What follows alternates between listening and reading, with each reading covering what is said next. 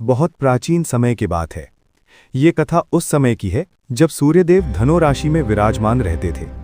उस काल में पृथ्वी पर ठंड अत्यधिक बढ़ जाती थी, दिन छोटे हो जाते थे, रातें लंबी होती थीं और चारों ओर अंधकार व नकारात्मकता का प्रभाव फैल जाता था। मनुष्यों के मन में निराशा, भय और आलस्य घर कर जाता था। फसलें ठीक से नहीं उग पाती थीं और प्रकृति भी जैसे मौन हो जाती थी। देवताओं को ये देखकर चिंता हुई कि पृथ्वी पर जीवन का संतुलन बिगड़ रहा है।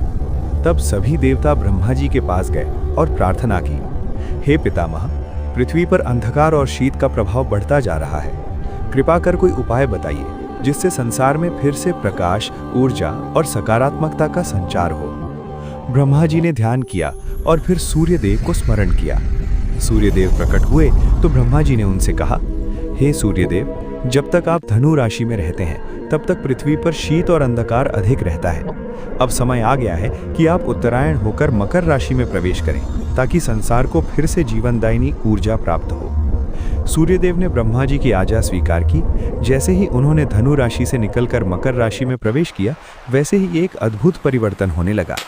दिन धीरे धीरे बड़े होने लगे, सूर्य का प्रकाश तीव्र और शुभ हो गया, ठंड कम होने लगी और पृथ्वी पर जीवन फिर से मुस्कुराने लगा। नदियों में पवित्रता का प्रभाव बढ़ा, खेतों में फसलें लहलहाने लगी और लोगों के हृदय में आशा, उत्साह और सकारात्मकता का संचार हुआ।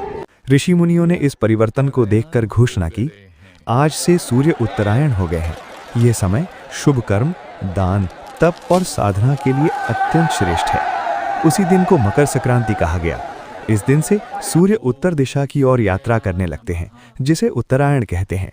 मान्यता है कि मकर संक्रांति के दिन किया गया दान, स्नान और जप कई गुना फल देता है।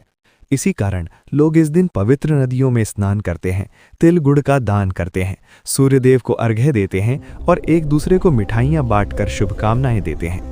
ये पर्व हमें सिखाता है कि जैसे अंधकार के बाद प्रकाश आता है, वैसे ही जीवन में भी हर कठिनाई के बाद सुख और आशा अवश्य आती है।